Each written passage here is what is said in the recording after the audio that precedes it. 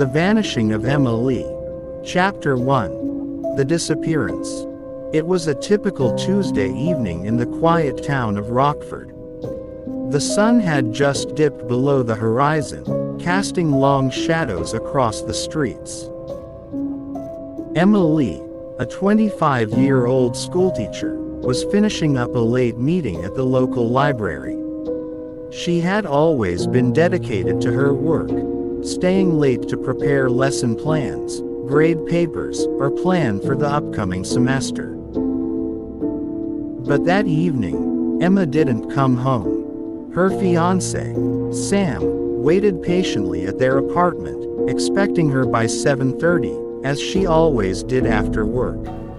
When she didn't show up, he tried calling her, but her phone went straight to voicemail. Concerned, Sam called her best friend, Olivia, but she hadn't heard from Emma either. After another hour passed, Sam's anxiety grew. He couldn't wait any longer. He called the police. Chapter 2. The investigation begins. Detective Laura Harris was assigned to the case. She had worked in small towns before, but there was something about Emma's disappearance that felt off.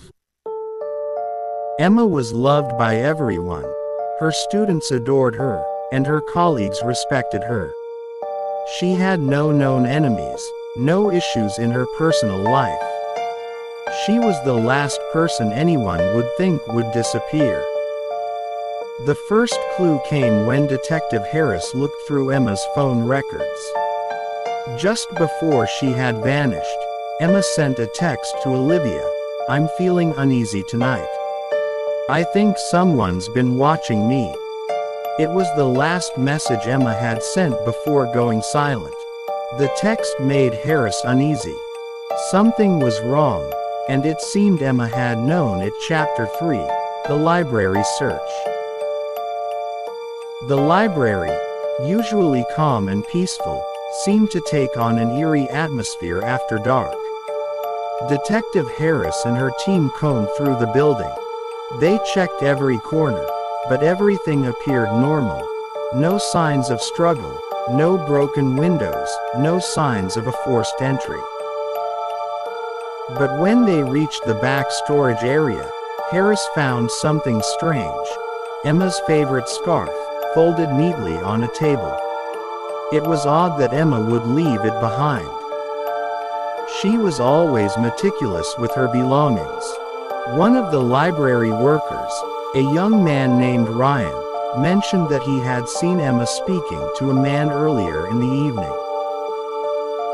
He described him as tall, with dark hair, wearing a black jacket. Ryan hadn't recognized the man, and after the conversation, the man had quickly left the library.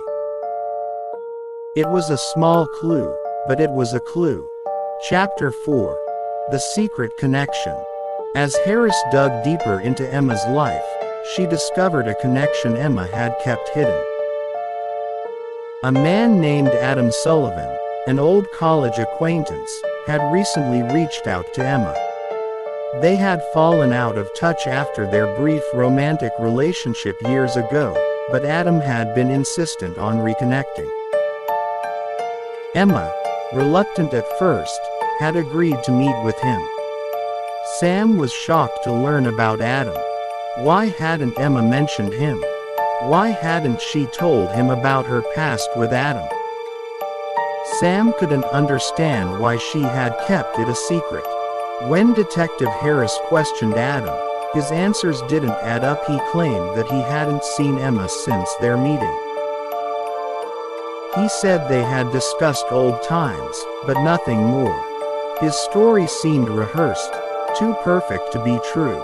Chapter 5. The Shocking Discovery. Days passed with no new leads.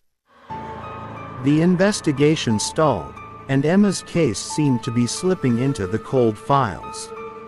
Then, Detective Harris received an unexpected tip from a local homeless man. He had seen something strange near the library parking lot the night Emma disappeared. The man claimed to have seen a dark-colored sedan parked near the entrance, with a woman inside. She appeared to be in distress, trying to escape from someone.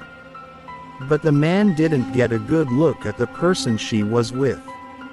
Harris ordered a search of nearby abandoned buildings.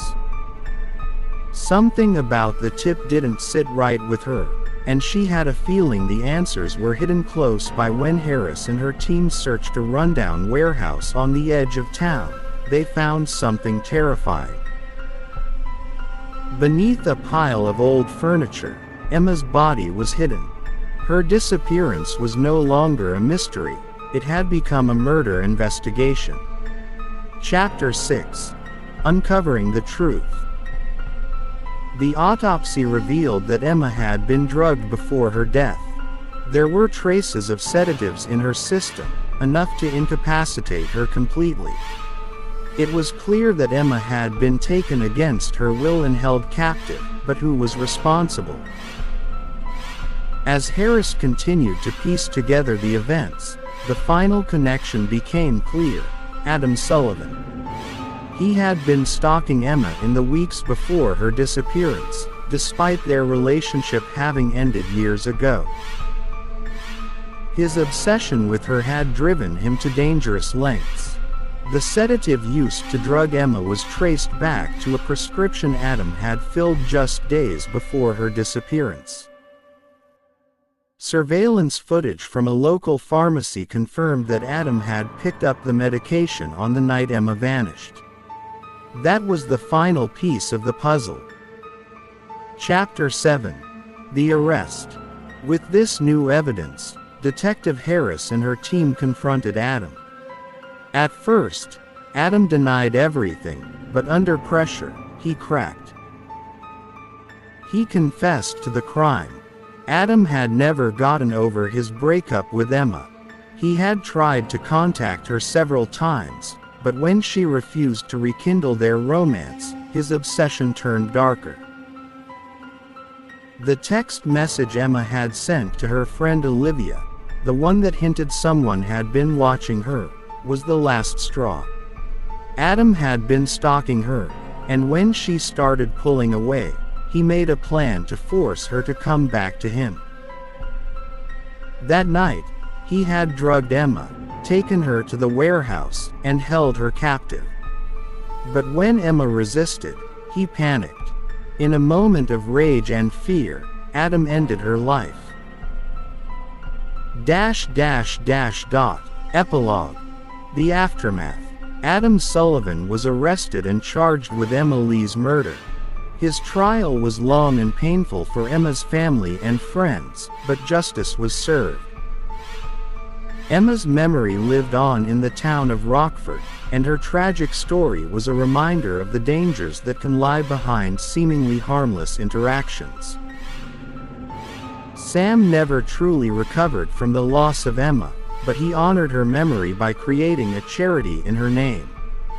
The charity focused on helping victims of stalking and domestic violence, ensuring that Emma's tragic end would not be in vain.